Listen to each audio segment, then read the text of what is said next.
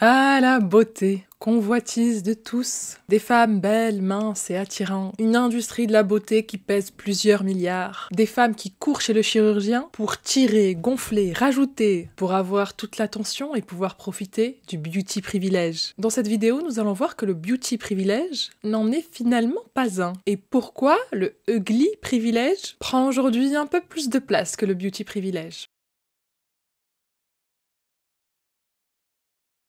Le beauty privilège est un concept relativement nouveau. Le terme a été emprunté à l'idée du privilège blanc de Peggy McIntosh et a évolué vers l'idée que le privilège pouvait être également basé sur le corps d'une personne. Samantha Kwan invente le terme body privilège et explique comment il affecte la vie des personnes au quotidien. Le corps d'une personne peut être un facteur décisif dans les décisions d'emploi, par exemple, telles que l'embauche ou la promotion. Cependant, certains peuvent dire que le privilège ne peut s'appliquer que dans certaines circonstances immuables et varie selon la race ou le genre de la personne qui dispose du beauty privilège et également de la personne influée. Alors qu'une majorité ne sont pas en mesure de ressentir un certain niveau de confort lorsqu'elles se déplacent dans les espaces publics. Les femmes signalent généralement davantage de cas de non-privilège corporel. Pour cette raison, l'idée même du beauty privilège est controversée. Selon moi, le beauty privilège existe et on l'a tous vécu étant ado par exemple. Même à la maternelle, les plus belles filles, c'est celles qui étaient populaires, celles qui étaient le mieux traitées, celles avec qui tout le monde voulait être copine, c'est même celles qui avaient des copains. Elles pouvaient éviter d'être harcelées, voire même étaient celles qui pouvaient avoir le pouvoir d'harceler sans jamais s'inquiéter des conséquences. Même plus tard, les plus belles femmes peuvent avoir les hommes qu'elles veulent, les études qu'elles veulent, le travail qu'elles veulent, la promotion qu'elles veulent. C'était même elles qui pouvaient obtenir le statut de trophy wife, de femme trophée, ces femmes que l'on voit au bras d'hommes riches. Bref, un chemin tout tracé, sans obstacle et sans péage. Mais aujourd'hui, un tout nouveau phénomène se met en place, le ugly privilège. À l'opposé du beauty privilège, qui se réfère donc aux avantages qu'une personne considérée comme attrayante reçoit, l'ugly privilège serait une liste d'avantages alloués aux personnes en dehors des codes conventionnels de beauté, notamment des jeunes femmes. Le terme ugly veut dire moche, mais ici, il ne s'agit pas de se revendiquer moche, mais plus de revendiquer une fierté d'être différente des standards de beauté imposée, donc être unique. Pour vous donner un exemple, pour que vous compreniez un peu la dualité de ces deux privilèges, il y a le film Le diable s'habille en Prada. Andy, joué par l'incroyable Anna Hathaway, subit une transformation du vilain petit canard en véritable icône de la mode. Avant sa transformation, elle est marginalisée par ses collègues et la société en raison de son apparence, mais est perçue comme ayant certains avantages. Comme un cercle d'amis proches, elle est considérée donc comme vraie, une personne honnête. Après son relooking, elle bénéficie des avantages du beauty privilège, mais va donc perdre une certaine authenticité aux yeux de ses proches. Donc dans ces deux concepts, il y a des limites que nous allons voir tout au long de la vidéo. Attention tout le monde, attachez vos ceintures!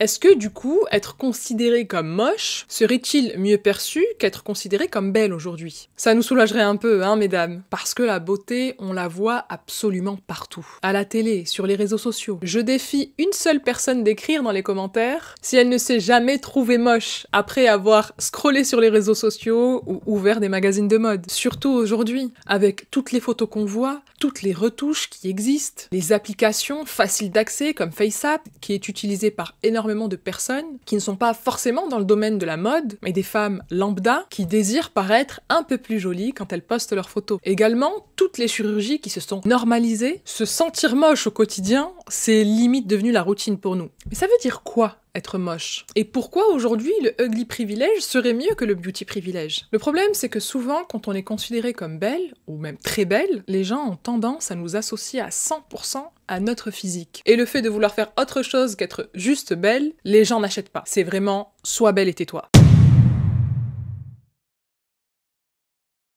On va prendre l'exemple de Madison Beer, que vous connaissez sûrement. L'opinion publique juge sa musique de ni faite ni à faire. Elle n'est ni bonne ni différente. Sa musique, hein. Les gens perçoivent qu'elle ne met pas tout son cœur dans la musique. Et peut-être qu'elle le fait, mais rien à faire. Elle est perçue comme étant une très belle femme, donc une coquille vide, un panneau publicitaire. Les gens s'attendaient à ce qu'elle perce dans l'industrie musicale, car elle a quand même une très belle voix. Et elle est très belle, mais elle ne l'a pas fait. Elle n'a pas percé. Par opposition, je vais prendre l'exemple de Susan Boyle, qui a été vivement critiquée parce qu'elle ne correspondait pas aux standards de beauté habituels. Elle est devenue la chanteuse qui a vu son premier album être le plus vendu au Royaume-Uni de tous les temps, battant le record précédent détenu par l'album Spirit de Leona Lewis, avec plus de 10 millions d'albums vendus en 2009, alors que l'album de Madison Beer, qui était un album très attendu, Life Support, s'est vendu à seulement 200 000 exemplaires. Du coup, Madison a compris qu'elle ne pouvait pas simplement se reposer sur sa beauté pour percer dans le monde de la musique. Elle commençait même à voir sa beauté comme un frein. Pour qu'on puisse la prendre au sérieux, elle a opéré un changement radical dans sa communication. Objectif, être moins belle. Par exemple, elle s'affichait sans maquillage, des fois même pendant des interviews. Elle venait sans maquillage, avec ses lunettes et des petits pimple patch sur le visage. En gros, elle veut faire passer un message à ses fans. Regardez, je peux moi aussi être moche. Enfin, je dis moche. Quand je dis moche, comprenez qu'il ne correspond pas aux standards de beauté habituels. Finalement, pour réussir, il ne faut pas seulement compter sur sa beauté, mais se différencier en étant soi-même, même si ça veut dire être plus moche. Enfin, ne pas correspondre aux standards de beauté habituels. Et pour Madison, ça a marché. Les gens ont salué son désir d'être plus authentique. Donc, dans une société où on met en avant le beauty privilège, celles qui le possèdent doivent parfois s'en débarrasser pour pouvoir être prises au sérieux. D'ailleurs, moi je le constate. Quand je fais des vidéos, car je dispose évidemment du beauty privilège, quand je fais des vidéos où je parle de sujets importants, sérieux, j'ai déjà reçu des commentaires me demandant pourquoi je me maquille. Je sais pas quelles sont les revendications de ces gens. Est-ce que vous voulez me voir avec mes crottes d'œil dans les yeux? Évidemment que je vais m'embellir quand je vais faire une vidéo. Enfin, je dis ça, mais parfois je le fais pas du tout, et je me filme avec la laine du matin. Mais ce que je veux dire par là, c'est que je me demande en quoi m'embellir va venir dénaturer mon propos. Et je sais que c'est arrivé à des milliards de femmes avant moi, mais force est de constater qu'en 2024, ces préjugés sur le make-up, sur les habits, sur l'apparence d'une femme en général va être scruté à la loupe. Je suis aussi la première à être hyper critiquée quand je mets un décolleté. Les hommes affluent dans les commentaires pour me demander est-ce que j'ai besoin de mettre un décolleté pour faire cette vidéo. Ou alors même me dire qu'ils n'ont pas pu écouter la vidéo parce qu'ils étaient trop concentrés ailleurs. Bref, être une femme et toujours être réduite à son corps, c'est épuisant. Mon corps est là, il est comme il est. Et si j'ai envie de l'embellir, ça me regarde. Je ne vais pas sauter de mon lit, arriver directement et faire une vidéo. Même si des fois ça m'arrive. Mais je veux dire, j'ai quand même le choix de me montrer de telle ou telle manière. Ça m'appartient parce que c'est mon corps et mon visage. Bref, les avantages physiques du beauty privilège qui m'ont été accordés ne peuvent pas être un frein à un discours sérieux. Mais pour ces gens, les avantages physiques du beauty privilège qui m'ont été accordés ne peuvent être qu'un frein à un discours sérieux. Tout ce que j'ai à vous dire, c'est que c'est bien dommage, parce que ce que j'ai à dire est peut-être même plus important que mon aspect physique. D'ailleurs, on appelle ça l'objectification, qui se définit comme une manière de réduire la femme à un statut d'objet, ou encore considérer les parties de son corps comme des objets, de les réduire seulement à leurs caractéristiques sexuelles. Selon Simone de Beauvoir, quand une fille devient femme, elle se dédouble. Au lieu de coïncider exactement avec elle-même, elle existe aussi à l'extérieur d'elle-même. Autrement dit, une grande partie de la conscience des femmes est utilisée par des préoccupations relatives à leur aspect physique. Cela pourrait en conséquence interrompre leur activité au quotidien. Simone de Beauvoir explique que dès le plus jeune âge, la société apprend aux filles que pour plaire, il faut se faire objet. C'est la société et ses coutumes qui définissent et imposent aux femmes la notion de féminité. En effet, dans notre société, quand une femme est regardée, elle sait qu'elle est jugée, qu'elle est respectée et désirée pour son apparence. En gros, moi qui suis née avec des énormes nibards, je ne dois être réduite qu'à ça. Et si je tente de m'extirper de cette objectification, en n'y prêtant pas d'attention particulière, je suis qu'une folle féministe aigrie qui va finir avec des chats. D'ailleurs, on essaye souvent de réduire les personnes qui portent le mouvement féministe en les considérant comme des personnes qui vont finir vieilles, seules, folles aux chats. On la surnomme la dame au chat. Beaucoup de gens la croient folle uniquement parce qu'elle a quelques douzaines de chats. Mais quelqu'un qui aime à ce point les animaux peut-il vraiment être fou?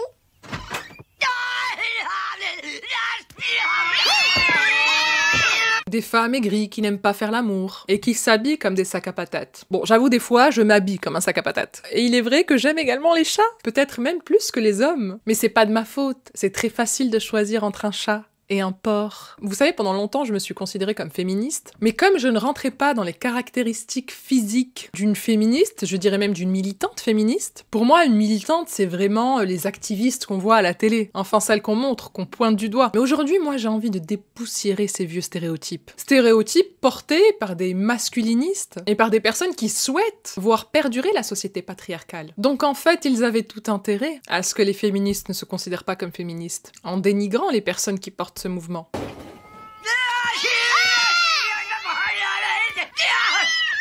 Combien de fois on m'a insulté de féministe? Depuis quand c'est une insulte? À quel moment une personne qui porte un mouvement qui prône la paix entre les genres et qui souhaite surtout une harmonie dans ce monde, c'est une insulte? D'ailleurs, je disais la fameuse phrase que je déteste entendre aujourd'hui et que je me déteste d'avoir dit pendant tant d'années. C'est « je ne suis pas féministe ». Je suis humaniste. Alors ça, si c'est pas la plus grosse phrase de boomer qui essaye de pas appeler un chat. Mais bon, décidément, les chats, ils sont tout le temps de la partie. Ils devraient peut-être prendre une part dans les sociétés de féministes. Mais oui, dire je suis humaniste dans une société où les hommes sont privilégiés et que les femmes meurent chaque jour sous les coups de ces mêmes hommes, on ne peut pas être humaniste. On voit bien qu'il y a un écart, un déséquilibre, une injustice. Et comme je le dis souvent, on arrivera peut-être à terme à un mouvement humaniste. Mais le mouvement humaniste a besoin du mouvement féministe pour pouvoir exister. Donc, soyez féministe avant d'être humaniste. Bref, parenthèse fermée. On ne peut pas parler du beauty privilège sans parler de la chirurgie esthétique. Avec la normalisation de la chirurgie esthétique, portée surtout par des stars américaines, comme les Kardashians, qui ont largement contribué au standard du corps en 8 par exemple. Taille fine, grosses fesses, qui est accessible grâce à une chirurgie qu'on appelle le BBL, le Brazilian Butt Lift. C'est une procédure de transfert de graisse qui augmente la taille et la forme des fesses sans implant et sans silicone, en prenant l'excès de graisse hanche du bas du ventre, du dos ou des cuisses pour pouvoir les transférer dans les fesses. C'est une procédure très lourde. Mais bon, ça ne s'arrête pas là. BBL, acide hyaluronique, botox, filler, extension de cheveux, d'ongles, bref, la liste n'en finit plus et les femmes développent de plus en plus de complexes qui ne peuvent se régler que par un bistouri. Et malheureusement, la liste des femmes qui commencent à se ressembler de plus en plus s'allonge. Alors pour se démarquer aujourd'hui, c'est différent. Il ne faut plus être belle, avoir des grands yeux, un petit nez, une grosse bouche, une taille fine, des grosses fesses. Tout ça a commencé à devenir un petit peu ennuyeux. Dans un monde où tout le monde est cloné, il faut un peu de différenciation pour créer de l'intérêt. En gros, si t'as un défaut, très bien. C'est ça qui va te démarquer. Et si t'as pas de défaut, c'est pas grave. Amochis-toi. Petite parenthèse encore, je suis obligée de faire des parallèles avec le mouvement féministe, car les standards de beauté, on le sait aujourd'hui, ont d'abord été imposés par la société patriarcale. Et comme nous combattons le vilain patriarcat, il est évident que ces standards, on doit les combattre aussi. Ça veut pas dire qu'on combat les femmes qui font de la chirurgie ou qui veulent ressembler à une Kardashian. On combat le fait qu'ils soient imposés. Elle est là la nuance. Du coup, je vais prendre l'exemple du 4B Movement. Vous savez, le mouvement féministe en Corée du Sud, certaines femmes sont jusqu'à aller se raser la tête, les cheveux étant le symbole de la féminité dans la société patriarcale. Ce sont ce genre d'extrêmes qui montrent bien que la féminité est réduite à nos attributs physiques. Aujourd'hui, les femmes ne veulent plus rentrer dans une case. Au contraire, elles veulent se démarquer en sortant de cette case et en étant de véritables œuvres d'art. Ça y est, les femmes sont fatiguées de vouloir ressembler à une poupée Barbie, car elles ont enfin compris que chaque Barbie devait être unique. Et ce n'est pas aux femmes de devoir ressembler à une Barbie unique. Le beauty privilège est en train de perdre du terrain. Alors qu'être moche, faut vraiment que j'arrête de dire ça, être différente, c'est ça la nouvelle norme. Parce que les femmes en ont assez d'altérer leur corps pour la validation masculine, qu'on appelle aussi male gaze en anglais. Se valider soi-même est déjà tellement plus satisfaisant et surtout cohérent. Qui, à part toi, sait quel habit tu veux porter aujourd'hui? Quel make-up tu vas utiliser? Quelle couleur tu vas mettre sur tes yeux? Qui, à part toi, pour valider tes choix? On va reprendre l'exemple d'une célébrité, Lady Gaga, qui a toujours eu des tenues très trash. Son but, c'était de ne pas être admirée comme un sex symbol, mais d'être écoutée en tant qu'artiste. Et aujourd'hui, c'est une des artistes les plus influentes du monde. Regardez Marilyn Monroe, sa beauté, convoitée par tous les hommes qu'elle rencontrait, a fini par causer sa perte. D'ailleurs, peu de gens le savent, mais vous savez, la fameuse vidéo où on la voit en train d'essayer de baisser sa robe et qu'il y a du vent qui sort des bouches de métro. Eh bien, sachez que son mari était présent sur le lieu du tournage et qu'après ça, il l'a battue pendant des heures pour la punir d'avoir osé oser être sexy. Et comment parler des célébrités qui s'amochissent pour pouvoir mieux travailler sans parler de Charlize Theron dans le film Monster. Charlize Theron étant sûrement mon crush au féminin, elle est littéralement méconnaissable. Car pour le rôle, elle a dû se grossir et changer son apparence, pouvoir correspondre au personnage qu'elle jouait. Mais la presse ne lui a pas fait de cadeau concernant son brusque changement. Cependant, ce rôle lui vaudra son premier Oscar et le respect de l'industrie du cinéma qui ne la voit plus comme étant juste une belle blonde décervelée. Charlize Theron.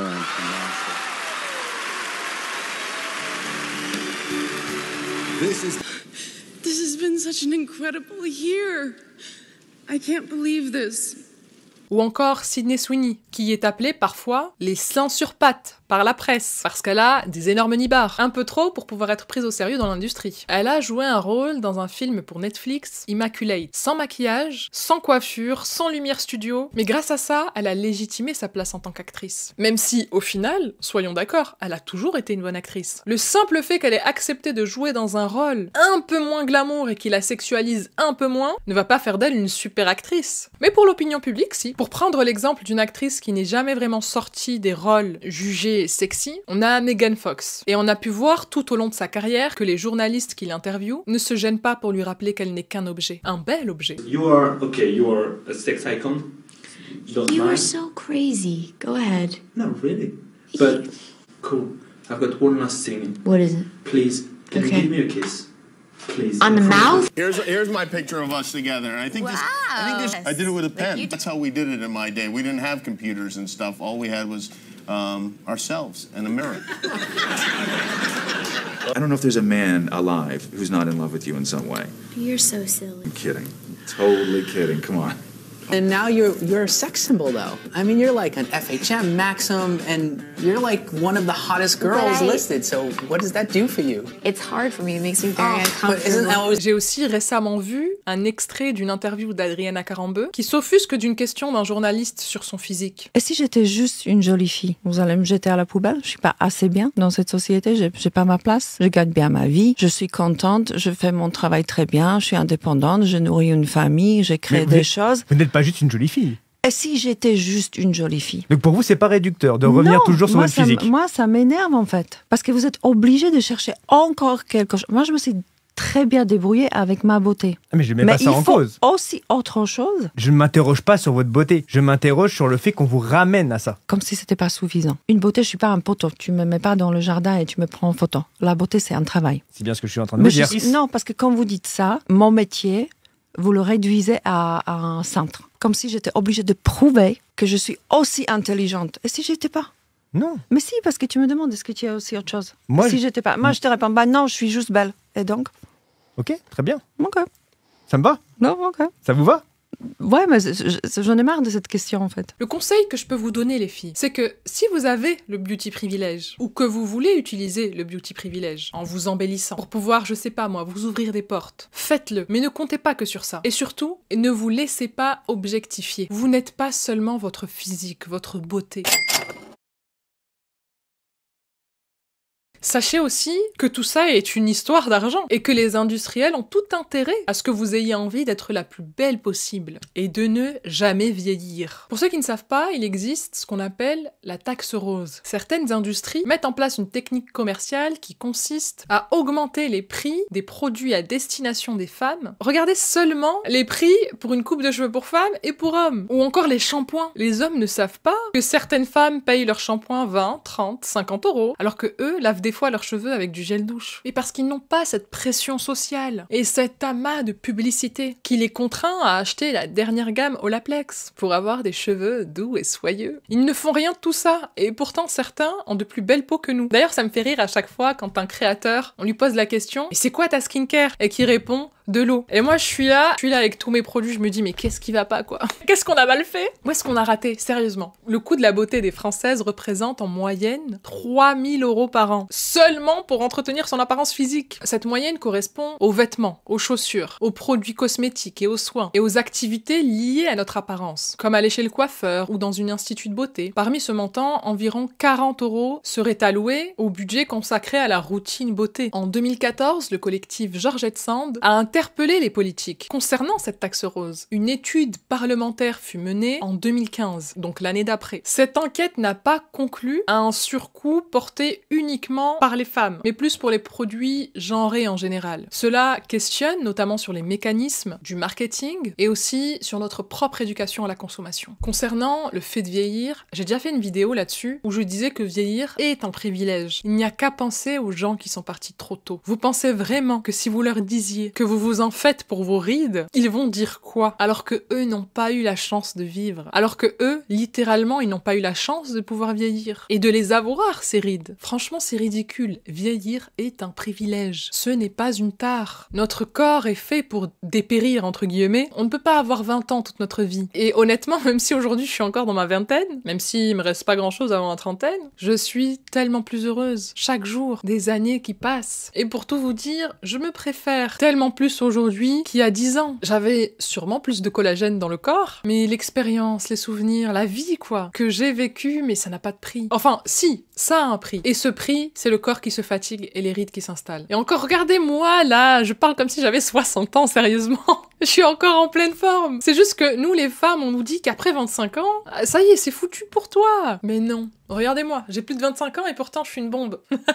Si vous voulez vraiment faire perdurer votre jeunesse et votre santé surtout, parce que moi c'est ce qui m'intéresse, c'est de faire perdurer au maximum ma santé. Il faut réduire le stress qui cause la plupart des maladies, et aussi avoir une excellente alimentation. Et vivez, croquez votre vie à pleines dents. Prenez soin de vous, ça se retranscrira sur votre visage et sur votre corps. Donc soyez heureux. Bref, le beauty privilège peut être un avantage, mais les inconvénients qui l'accompagnent sont réels. Alors dans un monde en constante quête d'égalité et d'inclusion, il est important de reconnaître les préjugés sociaux qui existent. En fin de compte, l'objectif, c'est de promouvoir une société qui valorise les individus, pour leurs compétences, pour leur caractère, et leur contribution, plutôt que seulement pour leur apparence. En reconnaissant les différentes formes de privilèges, et en œuvrant pour un monde inclusif et plus équitable. Nous pouvons nous efforcer de créer une société où chacun a les mêmes chances de s'épanouir, quelle que soit son apparence. Bref, j'espère que cette vidéo vous aura plu. N'oubliez pas de vous abonner à ma chaîne, et je vous dis